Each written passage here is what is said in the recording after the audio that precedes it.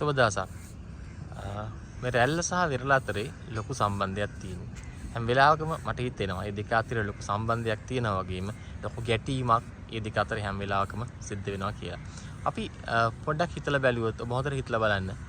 ඔබගේ ජීවිතේ ඔබට වැඩිම ආදරය කරපු අය, ඔබත් එක්ක ළඟින්ම හිටපු අය, ඒ බැඳීම් තිබුණු දැඩි ආදරයක් බැඳීමක් තිබුණු අය අද අපිත් එක්ක තරහ වෙලා නැද්ද?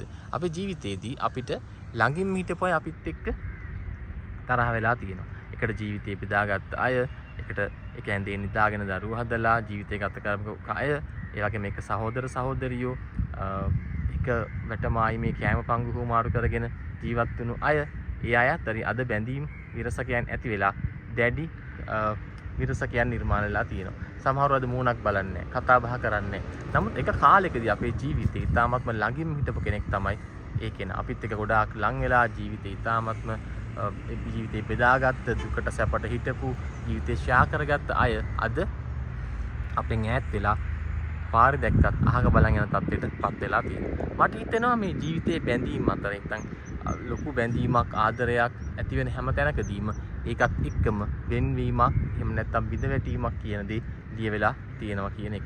ඒක මම හිමන් කියන්න හේතුව තමයි අද අපි බැලුවොත් එහෙම ජීවිතේ ගොඩාක් ළඟින් හිටපු අයත් එක්ක තමයි තරහ වෙලා තියෙන්නේ, සම්බන්ධකම් නැති වෙලා තියෙන්නේ, බිඳවැටීම් ඇති වෙලා තියෙන්නේ ඒගොල්ලොත් එක්ක. මට හිතෙනවා මේ ආදරය, බැඳීම්, සම්බන්ධකම් කියන එක ළඟම ඒ තියෙන සම්බන්ධකම කියන එකේ දොර ළඟම වෛරය, බිඳවැටීම, තරහව කියන දේ පවතිනවා කියන එක. ජීවිතේ ළඟින් හිටපු මිනිස්සු තරහ වෙන්න හේතුව ඒකයි. අපි ඉච්චර නන්න අඳුන අයත් එක්ක තරහ වෙන්නේ නැහැ. අපිත් එක්ක ලොකු සම්බන්ධකම් තිබ්බ නැති අයත් එක්ක අපි තරහ වෙන්නේ නැහැ. කවුරු හරි කෙනෙක් අපිත් එක්ක අද තරහ වෙලා තියෙනවා නම් ඒ තරහ වෙන්න හේතුව තමයි ඒ කෙනා එක්ක අපේ තිබුණු දැඩි බැඳීම.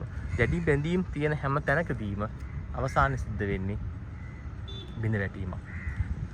ලෝකේ ජීවත් වෙන මිනිස්සු විශාල ප්‍රමාණයක් අරන් ගත්තාම සතුටින් ජීවත් වෙන පිරිසක් ඉන්නවා, කනගාටුවෙන් ජීවත් වෙන පිරිසක් ඉන්නවා.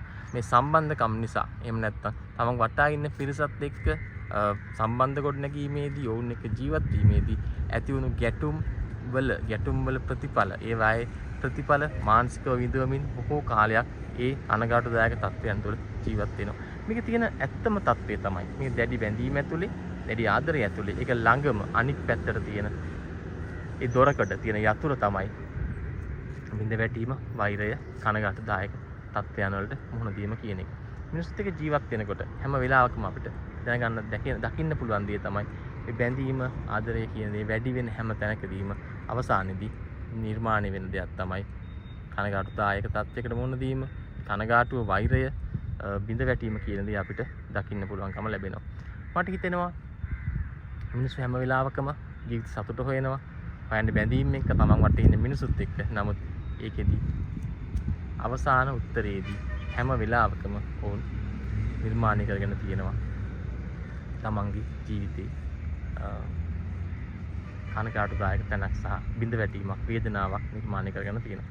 එකට ජීවත් වුණු සහෝදරයෝ, අම්මා තාත්තා, දරුවෝ, මේ අයත් එක්ක තමයි ලොකුම වෛරයන් පවතින්නේ. සමහර පුද්ගලයන්ගේ තරහවන් ඇති වෙලා තියෙන්නේ. එකට විවාහ ජීවිතය ගත කරපු අමු සැමියන්ගේ මේගොල්ලෝ අතරේ මේ බැඳීම් බිඳවැටිලා ලොකු වෛරයක් නිර්මාණය වෙන්න හේතු වුණේ ඒ බැඳීමම තමයි. ඒක ඇතුළෙම තමයි. ඒ බැඳීම ඇතුළෙම තමයි මේ බිඳවැටීම තියෙන්නේ. අපි හිතනවා නම් ඒක වෙන තැනකින් ආපු දෙයක් කියලා නෑ. ඒක ඇතුළෙම තමයි. දැඩි බැඳීම් ඇතුළෙම තමයි මේ බිඳවැටීමක් නිර්මාණය වුණේ. ඉතින් මතක් කර දෙන්නේ, මට හිතෙන්නේ මේ දැඩි බැඳීම් ඇතුළේ, දැඩි රැකවරණය ලබා දීම ඇතුළේ, දැඩි ආදරය ඇතුළේ, දැඩි වශයෙන් දක්වන සොයා බැලීම ඇතුළේ බිහි වෙන්නේ නැවතත් බිඳවැටීමක්, නැවතත් නිර්මාණය වෙන්නේ ඈත් වීමක්, වෙන්වීමක් කියන එකයි.